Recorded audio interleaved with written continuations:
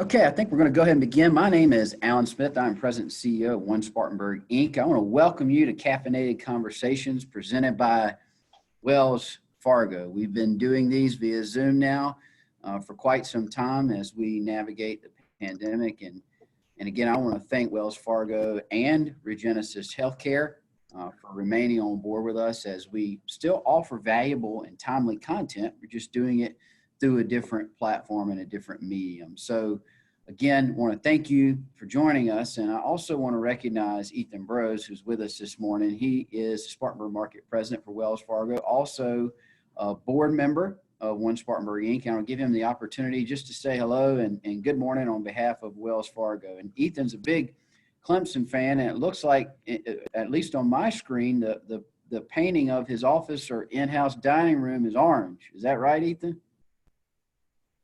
Well, it does have kind of a rust look to it, not quite the deep orange that we're known for Clemson, but I know I appreciate you saying that, Alan. And we're certainly glad to be supporting this series. This topic this morning is certainly very important in our community, as our restaurants and lodging are certainly the lifeblood of Spartanburg. And so I want to thank everyone for joining, and hopefully you'll find this information helpful as we look at ways to continue to support this great business industry. So thank you, Alan. Thank you, Ethan. Thank you again to Wells Fargo. And again, thank you to Regenesis Healthcare for their continued support as well. Before we introduce our guest today and a friend of our organizations, he's been very helpful as we've navigated some challenges over the past few years and some opportunities. But before we introduce him, I think it's really important that of those of you that are on the call, that you're very well aware of what we have offered the Restaurant and Lodging and Hospitality Association already up to this point. You know, downtown has gotten a lot of attention. There have been One Spartanburg, Inc. in partnership with the city is going to be, or has already installed tents all the way up and down the street to allow for additional outdoor capacity. We will be providing free valet service as well, point to point. So what that means is you can drop your car off at one point and then essentially have your car brought to you wherever you are downtown, so you don't have to return to that point. So One Spartanburg, Inc., in partnership with the city of Spartanburg, will be providing that as well. But we're a countywide organization, and there are a lot of things that are available to any restaurant, any organization throughout the county. And we've had great participation up to this point, but we want more. So if you go visit bringbacktheburg.com, you'll learn about some things like the commitment to combating COVID-19. We've had more than, I think, 220 organizations take advantage of that. And if you do take advantage of that, you have available to you free PPE, masks. I think we still have some hand sanitizer as well. Our corporate catering program. When this happened, we knew that our restaurants would be dependent upon takeout. And, you know, one-off takeout's one thing, but to get some big corporate volume is another thing, which is why we launched our corporate catering program. Had some success in that as well. A guide how to reopen safely, how to continue to operate safely within CDC guidelines. And something that's been incredibly popular, actually got some national attention when we rolled it out, and that was our rapid testing partnership with Luxor Scientific. So as a business in Spartanburg County, you can contact us and have access to rapid testing at a 52% discounted rate. The stated guarantee is 48 hours, but we're averaging more along the lines of about a 20 to a 24-hour turnaround, which is huge when you're trying to schedule out staff, so on and so forth. To have that quicker turnaround is very important. And we've had nearly 20,000 Spartanburg County employees register for that service. The other thing is $727,000 has been raised for a small business fund. So if you, for whatever reason, need more assistance, whether you receive PPP or not, doesn't matter. Available to you as a business in Spartanburg County throughout the entire county is this $727,000 small business fund, up to $10,000 of support, and we are still seeking applicants. And then last and certainly not least, before we introduce our guest, the other thing that we need from you is feedback. We've done 6 robocalls, which means through technology, we've called about 9,000 business lines since all this happened. And we end every single call with encouraging people to go to bringingbackthebird.com to give us feedback. You know better than anybody what you need. So please, please reach out to us via email. Reach out to me personally, asmith@onespartanburginc.com, so we can help you navigate the pandemic and come out stronger on the other side. So enough about us. I want to turn it over to Doug O'Flaherty with he is the VP of the South Carolina Restaurant and Lodging Association. He's going to talk to us a little bit about the pandemic, but then a lot about Restaurant Week, which is on the horizon in January. And again, I want to thank him for not only just being a friend of Spartanburg's, but also being a friend of our organization. So Doug, I will turn it over to you. Thank you again for being with us today. Absolutely. And Alan, thank you for having me, and welcome everybody. Thanks for coming out and listening and willing to hear a little bit more about Restaurant Week, but also about the restaurant industry. I'll talk first about Restaurant Week because I want to start on a very positive note. I'll also end on Restaurant Week, but I'll talk a little bit about a recent survey that we conducted where the state of the industry, that might be some interest to y'all about where we're at with the restaurant industry and also the hospitality industry as a whole. But, in Restaurant Week, we're very excited to kick off January 7th next year. This will be our 12th consecutive year that we've hosted Restaurant Week in January. It always starts on that first week in January, around the 7th, 8th, 9th, depending on how the first Thursday falls. And it runs for what we call a restaurant week. And a restaurant week is 11 days, not necessarily 7. So we can encompass 2 weekends. And it's a little fun thing that we do. So this year we will be hosting Restaurant Week from January 7th to the 17th. And in light of the current climate, with COVID, and I don't need to tell you where we're at with that, but Restaurant Week in South Carolina is going to look a little different from how it has looked in years past. Participating restaurants will be able to feature not only dine-in specials, but also take-home specials. We've upgraded the Restaurant Week SouthCarolina.com website to be able to have some new features added to those. And some of those new features is going to allow restaurants to have the option to serve a lunch. They can serve brunch, they can serve dinner, and they can have takeout. So any participating restaurant could, in fact, have 4 different specials during Restaurant Week to be able to attract diners to come in, whether that be to come in and eat, or whether to enjoy curbside and takeout, depending on where the restaurant is with their opening.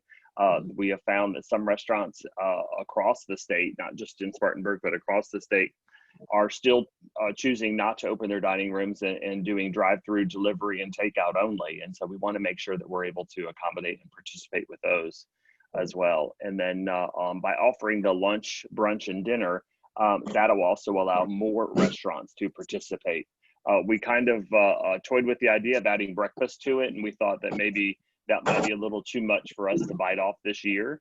But we feel like having those 3 meal periods in place, and then of course certainly brunch might not necessarily be offered every single day. It may be a Saturday, Sunday type thing only, as restaurants and brunch seems to be a very popular thing to do. The other thing that we've added to the website is the opportunity for online ordering. And that's something that traditionally in the past, Restaurant Week has always been something about getting diners into the restaurant, experience, that the atmosphere of the restaurant, experience maybe an opportunity to try a new restaurant, at a price point that might be more appealing. Or even an opportunity to say, hey, look, let's just give it a shot because it's Restaurant Week. And they might find themselves finding a new favorite restaurant. And so traditionally it's been that way. Now we're in this pandemic with COVID, and restaurants are desperate and really need the local support to stay open and to remain open. And so a lot of them have pivoted their businesses to a takeout model. And so the online ordering has been amazing. I was on a call a couple of days ago with the National Restaurant Association, and they had an interesting fact that in 2019, online ordering for all food sales across the country represented about 8% of all orders were placed online in 2019. In 2020, so far, according to their survey and their survey results, 80% of takeout meals in restaurants on the month of October were placed online. And so it's certainly interesting how that has shifted. Folks find it a little bit more convenient. Technology certainly playing a big role in that. And so we wanted to make sure that we're able to help and accommodate for those restaurants that have taken and invested in the online ordering opportunities there. And so they'll be able to actually link it directly from the Restaurant Week SouthCarolina.com website. And then lastly is you may be familiar with the Palmetto Priority Program, and we want to make sure that we designate those restaurants that have made the commitment for Palmetto Priority.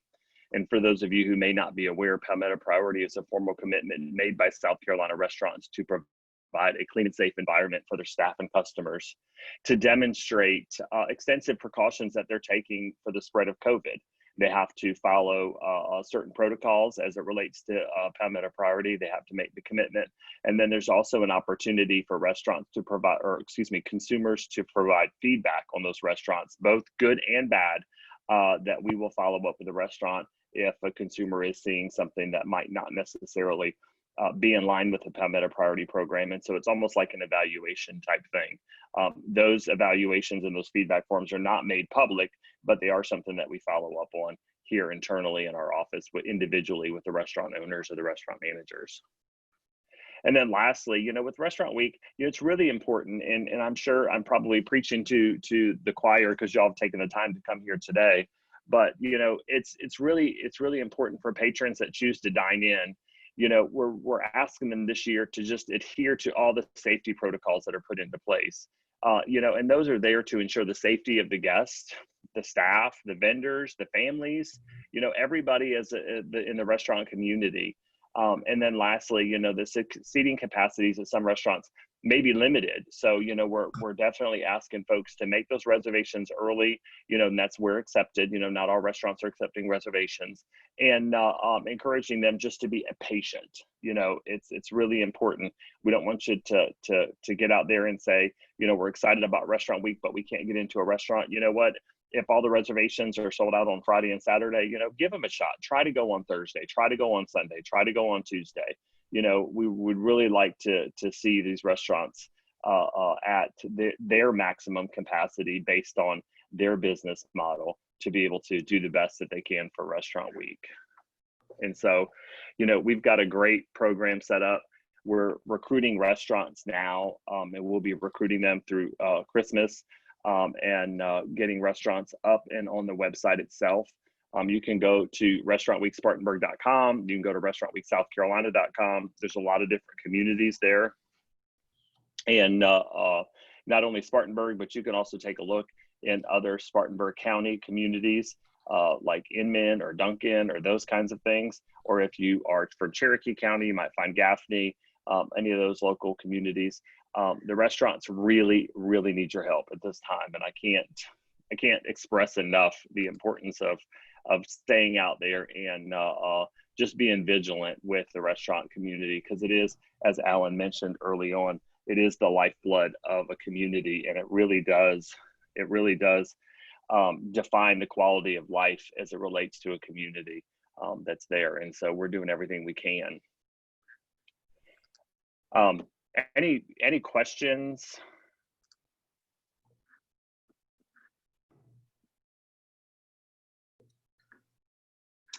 And I don't know, I don't know if everyone's muted or not muted, but if you have a question, just let me know. I'm happy to answer any questions that we possibly can do that. But I did want to talk a little bit about a recent survey. And so the National Restaurant Association, that's our national partner in Washington, has conducted a survey. And this survey, as they conducted it nationally, and then we were able to pull the South Carolina data out. And so we're able to compare South Carolina versus some of the national industries, and how we looked at this and looked at some of this interesting. And so this data is very, very interesting. And a lot of folks are like, how are the restaurant industries doing? And, it really depends on who you ask. I mean, you can drive beside a quick service restaurant such as Chick-fil-A or McDonald's or Taco Bell and see a line of cars sitting in the drive-through. And you may say, oh, restaurant industry is doing great. But then you can also drive by a full service restaurant, such as maybe Cribs or the Kennedy, and find only a few cars sitting in their parking lot. And so it's a little bit of a mixed bag. It really depends on the type of restaurant. It really depends on the day of the week on how they're doing, and looking at it from that standpoint. But, 81% of South Carolina operators, and this is compared to 79% nationally, say that their total dollar sales volume in October was lower than it was in October 2019, 81%. So that just kind of tells you that, only 19% of the operators said that their sales volumes were at or above their 2019 levels. So that's the vast majority of restaurants their sales volumes are at an all-time lower. And, when they look at these kinds of things, their business conditions, continue to improve, but 63% of South Carolina operators expect their sales to continue to decrease from current levels over the next 3 months. So let me say that again, 63% of operators expect their sales to decrease over the next 3 months. So they're already down 81%. 81% of the operators are already down from 2019 numbers, but now they're expecting the numbers to even go even lower over the next 3 months. Only 4% of operators expect their sales to increase. Only 4%. Certainly interesting numbers when we start taking a look at this data and we start, diving through the data. And I won't bore you with all of the details in the report itself, and I'm happy to share it with anybody who would like to receive it, or at least talk to me a little bit more about it. I'm happy to do that.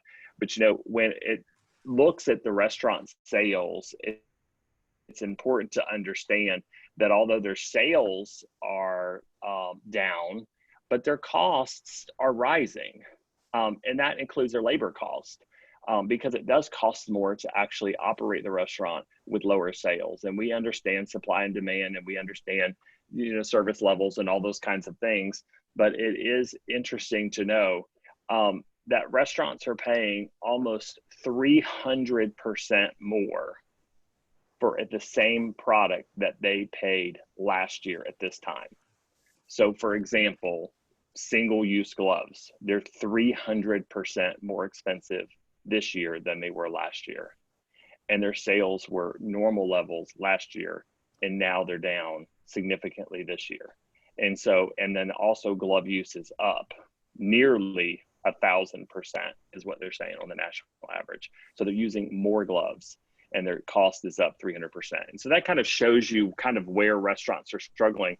When you go in, you're like, okay, food prices at your grocery store may remain the same. So what you may pay for a 4-pack of chicken breasts, it seems to be about the same of what you usually pay for that, or the tomatoes or the onions or what have you. And the food costs themselves have slightly gone up for restaurants, but it's the other products and services that have significantly increased with their overall operations. And that's really what we're struggling, and that's really what we're fighting for, is every single dollar counts when it comes into the restaurant. The profit margins were already very low prior to COVID. Now they're just non-existent. Now it's just a matter of trying to stay afloat on that. And then when it comes to looking at their labor and restaurant jobs, 81% of South Carolina operations at the current staffing levels is lower than what they normally would be in the absence of COVID. 36% of those restaurants are currently more than 20% below their normal staffing levels, which means that we have less people working in our industry, which means that we have a smaller pool to draw from. And then when we come out of COVID, that's going to even take longer for us to be able to rebuild those restaurant jobs back, because they have to go through training and have to go through adjustments, and they have to also go through just getting folks enrolled and onboarded into the restaurant. And that's going to take time because we don't have that same pool of folks coming into the industry that's there. And then 31% of South Carolina operators expect their staffing levels to decline over the next 3 months. Only 8% of operators think that will increase. Now, that goes right in line with that whole sales prospect. Remember, I told you only 4% of restaurants think their sales are going to increase, but 8% think their staffing levels are going to increase. And so you can see how those numbers started correlating with the sales versus the staffing levels, and how they think they're going to go up and how they think they're going to go down. And so we're working very hard, very diligently, trying to get that, with added restrictions. We're asking our restaurants to social distance or physically distance their tables from one another, so consumers feel comfortable. 6 to 8 feet is what is suggested by the CDC. That's difficult for some restaurants, almost impossible for some restaurants, based on the physical barriers and the way that the restaurant was designed. Buffets are currently considered taboo in our industry. Governor McMaster's executive order prohibits buffets. Self-service buffets, let me redefine that, let me say that better. Self-service buffets are prohibited under Governor McMaster's order. We can't serve alcohol after 11 p.m. You can't serve or consume alcohol after 11 p.m. That has a drastic effect on the industry itself. Not everybody works an 8 to 5 job. Not everybody has dinner at 6 o'clock or 7 o'clock at night. Some folks work a shift that might be 3 to 11. So their dinner may be 11 o'clock. They may not go to bed until 3 o'clock in the morning because they're sleeping until noon the next day. Their days are very different than a person that would work 8 to 5. And so that also limits the fact to them and the ability for them to go out and grab, pizza and a beer or wings and a beer at a local restaurant. And so that has really hurt our industry drastically. A lot of folks think that the 11 o'clock order is strictly affecting the nightclub industry. And that's not true at all. It's affecting the industry as a whole, because depending on the type of business and depending on their hours, really depends on how their alcohol sales work. And then also the other side on the alcohol sales is their percentages of profit are greater on the alcohol side. So we start limiting the alcohol sales, we're now limiting the percentage of profit that we're able to bring into the restaurants themselves. And so it is a struggle. It's a tug of war when it comes to that. Certainly want to make sure that we're diligent and we're also responsible with the industry, but at the same time, we want to make sure that the operators have an opportunity to be able to adjust their business models based upon, how their business runs. And one size doesn't fit all. And so we're working very closely with hopefully getting the governor to rescind that 11 o'clock last call order and be able to allow operators to be able to operate effectively and efficiently in a responsible manner. So we're working on that front. As far as the hotel industry is concerned and the lodging industry, I said I was going to talk a little bit about the tourism industry itself. It is coming back slowly. October seemed to be a little bit better month. South Carolina is faring well in the Southeast as far as occupancy is concerned. It's not where we want it to be, but it's not where it was in April, which is always great. We hit rock bottom in April and May, and it was the only opportunity was to go up. And so we're continuing to rise and continuing to go up. And what we're seeing is that a lot more folks are choosing to travel within the state, and they're going shorter distances. They're still going, and they're going places.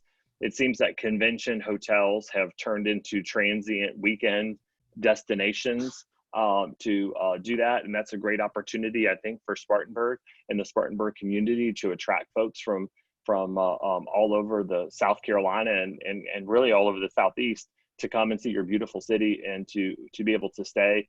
And hopefully that'll give a nice spike on some weekend business. Unfortunately, you know, the convention and the corporate travel typically travel during the week.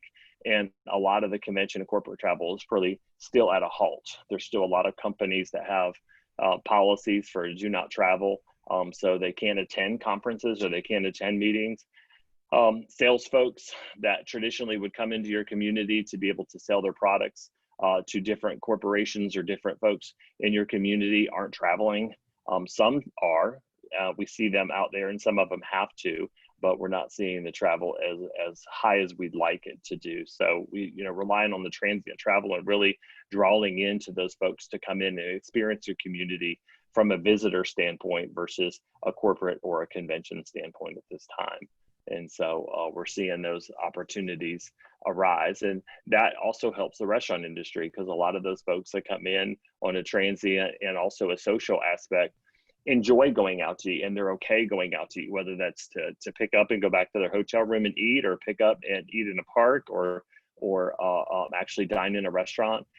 It is something that they are doing, and we're seeing that across the state. And so we see levels go up and up and up on Friday and Saturday, and then they just plummet back down Sunday, Monday, Tuesday, and then they start to come back up on the weekends. And so it's a roller coaster for the hotel industry right now. And if there's any hoteliers on the call, they can attest to that as well, because it's very hard to predict their business from one week to the next.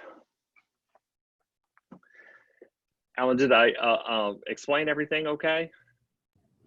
Absolutely. Great data. And then we still have some time if folks want to ask questions, fire away either the chat or take yourself off mute and ask Doug directly. Hi, I'd like to ask a question if I could. Sure. My name is Victoria. I just moved to this month ago, and I love the restaurant scene here.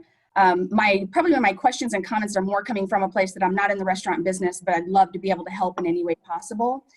When we moved here, we lived in my RV for about 5 months in Roebuck, so we visited probably 40 restaurants in the county.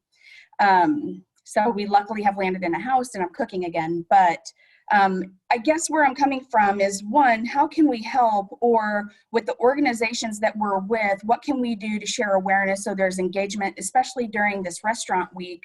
I work for Spartanburg Methodist College, so it makes me think that semester starts again in January. This is a great way for us to have our engagement team connect with our students to make sure that they participate in some way, also maybe through social media. So I'm not sure what marketing you have going on, but how I can help, or how I can have our organization at least share the word so we can create some density that week. Mm-hmm. Well, not that you really want to in COVID, but this is, that's the point, right? And I guess maybe my second note is I follow a social media page on Facebook, which sometimes it's good, sometimes it's not, but it's called Spartanburg Eats. And last night there was a reporter who put a post out there. Her name is Samantha Swan, I believe, and she's doing a year-end story for the Herald Journal that talks about all the restaurants that closed in 2020. And so she asked for all the restaurant names, and there were 446 comments on that. And so it just also makes me think, how can we engage with that group possibly to at least, one, get customers who like to eat in Spartanburg to know about the event, but to also maybe those restaurants that are closing, how can they feel supported in a certain way? I don't know. That's just some of my thoughts. So thank you for giving me the opportunity to ask and comment. Absolutely, Victoria, and thank you so much. And I'll address your first part of your question first, is how can you engage it? And social media is the best way to engage. And so we've got Instagram and Facebook, you can link those directly from the Restaurant Week site. You can get those. We have community pages on Facebook. Facebook is such a local thing. So like every community, Spartanburg's got one, Greenville's got one, Columbia's got one, Charleston's got one.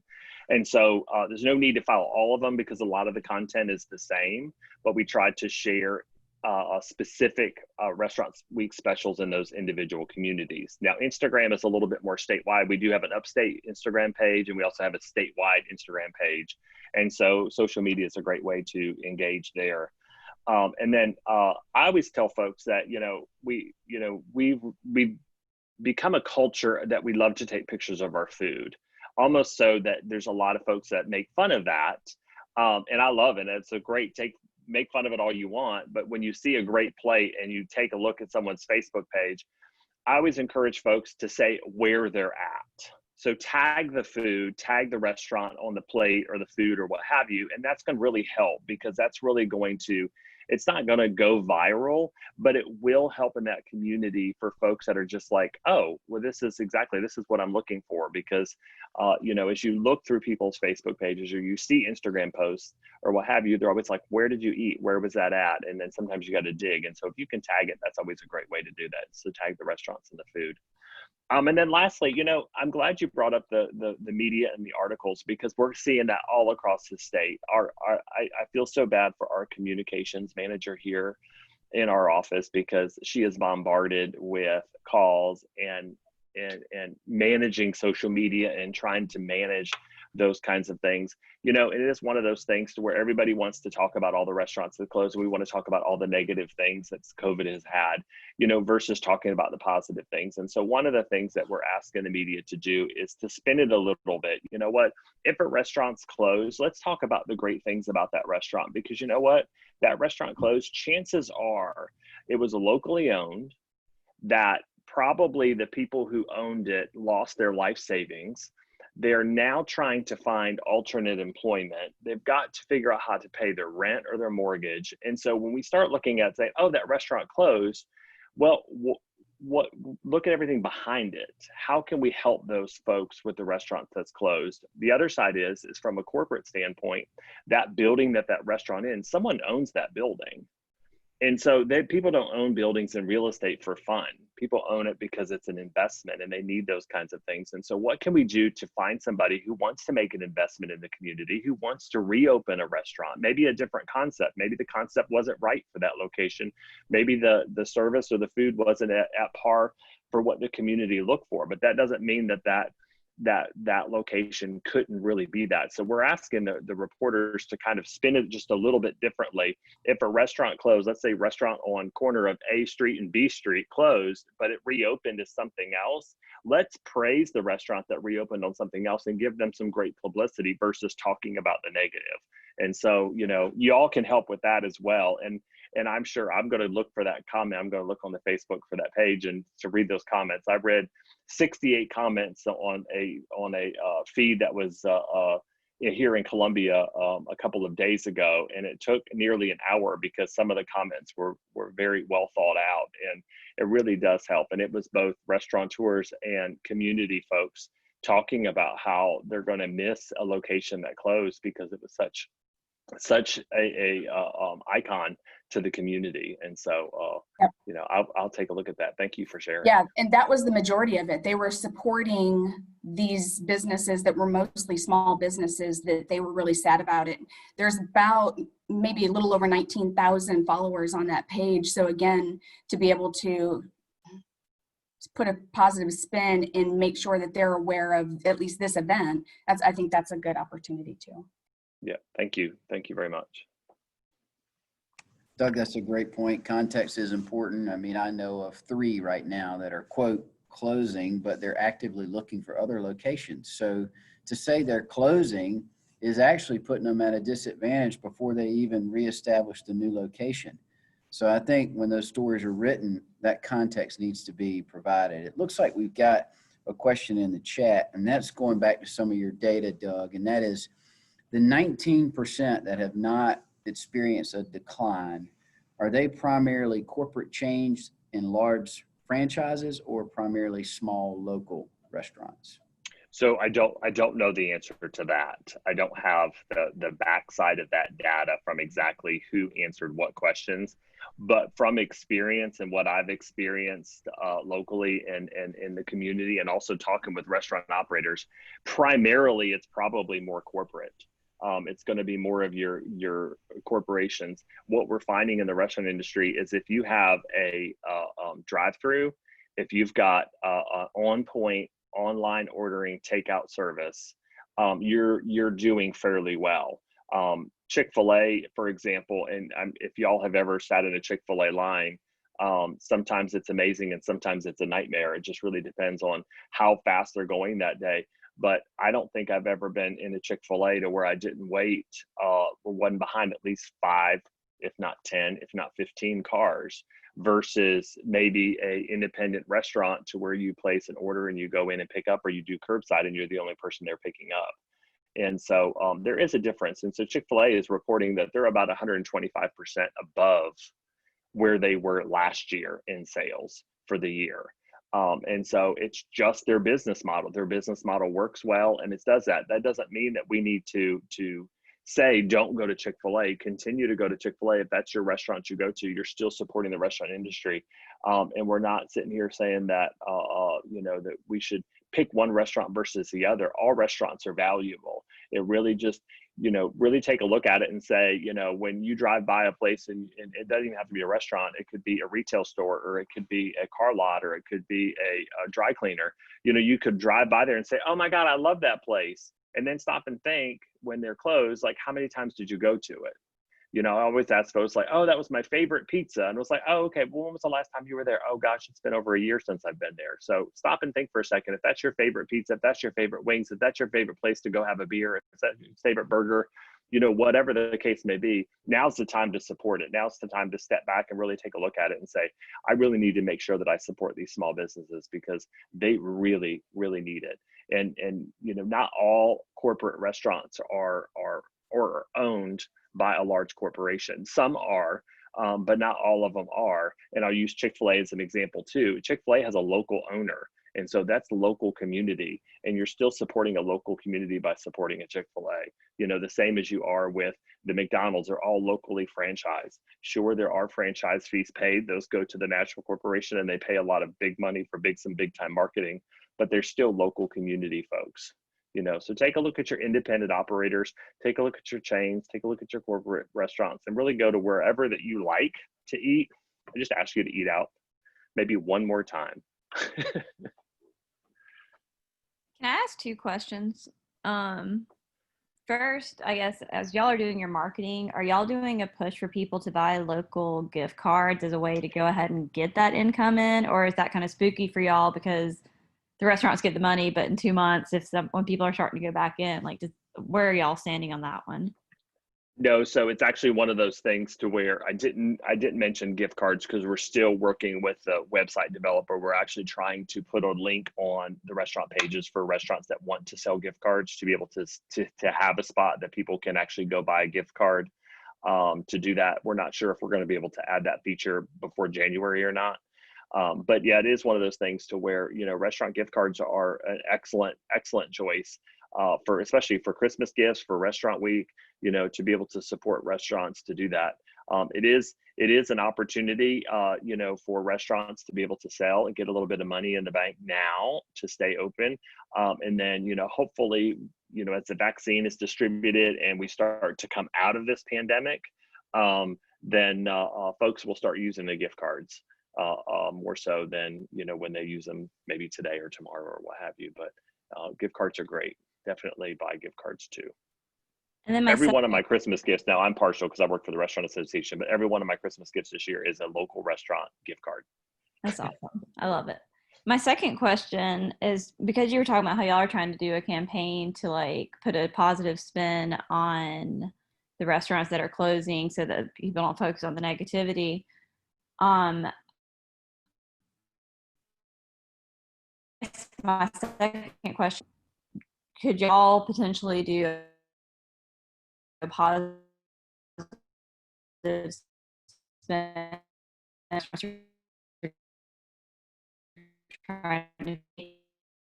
been going on for a while, so much from day to day that I think it's pretty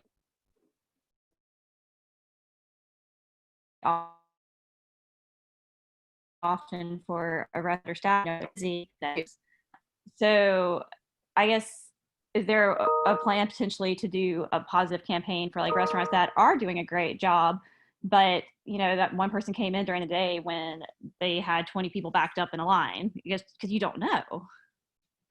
Yeah, fortunately, you know, we have, and this isn't just our office, but a coalition of restaurant associations around the country have really reached out to TripAdvisor and Yelp and Facebook and Google and said, you know, like, you know, we need some reprieve, you know, just because one person went in there and had bad service one time, you know, we need some reprieve on these reviews. The other side of it is, you know, as a culture and as a country, you know, we only trust reviews so far. You know, it's amazing how, you know, you might look at it and say, well, it's, you know, 4.5 stars, so we know it's got to be great out of 5. Versus when they start reading the reviews, they're like, okay, you know, how truthful are these reviews? And then the same thing with the negative ones. You know, is that just, you know, somebody who wants to just complain for the sake of complaining? So we have been working with them on really revamping that and taking a look at this during the time of COVID, because it is hard. As it relates to the positive campaign, you know, sometimes it is very hard to talk to the media and ask them to do things and put together a positive spin, because I guess it doesn't sell as much as negative things do. And, you know, we're all attracted to a dumpster fire versus attracted to, you know, birth of a child. You know, I mean, we're two totally different things. But I will tell you that we are working on a database right now for holiday restaurants that are opening during the holidays. And are they opening Christmas Eve? Are they open Christmas Day? Are they open New Year's Eve? Are they open New Year's Day?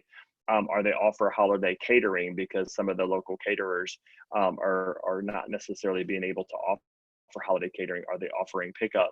You know, and encouraging folks to say, hey, look, for your Christmas dinner, possibly consider having go by a restaurant and pick up your Christmas dinner.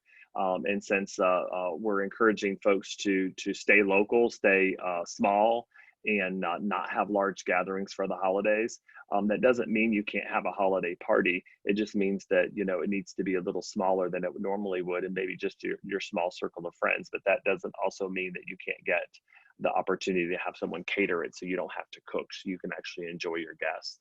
And so we are gathering that data that's there, and we've sent out some emails there. And if you want to shoot me an email, I'm happy to send you a link.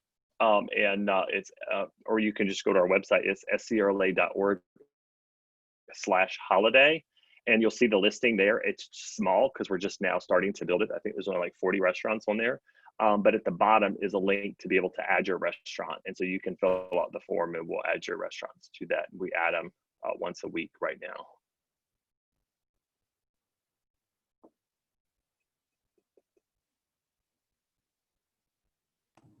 Okay, any other final questions? Good morning, Douglas. Yeah, Patricia. Hey, Patricia. Hey, how are you? Wonderful. Yeah, good to see you. Good quick question for you. Do participating restaurants in Restaurant Week, do they have to be members of the Restaurant and Lodging Association? In Spartanburg, they do not, because Spartanburg has provided us a grant to offset the costs for promotions and marketing.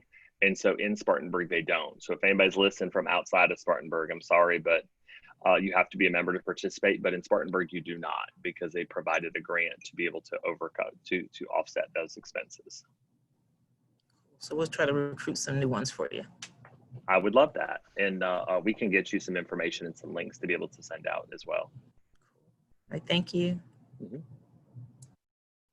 And for any restaurant that wants to sign up, restaurantweeksouthcarolina.com.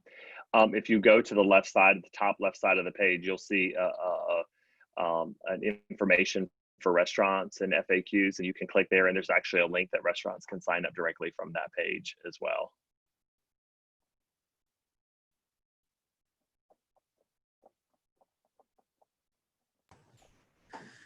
Well, thank you so much for your time today. My phone, I mean, I'm getting texts, great information, great resources. Look forward to disseminating, I mean, all kinds of stuff. So thank you so much for this. And again, you can tell us your web address again. Sure. It's our acronym. So it's scrla.org, South Carolina Restaurant Lodging Association. So scrla.org. Perfect. And folks can also go to bringingbacktheberg.com to learn about or take advantage of some of the resources I mentioned earlier. I want to thank Wells Fargo again for being our presenting sponsor of the Caffeinated Conversations. We have these on a regular basis, so stay tuned for the next one. And I want to thank Douglas again for joining us, being such an advocate for our organization as well. And so Douglas, thank you for your time. And I want to thank each of you for being engaged and watching. Until next time, take care, be safe.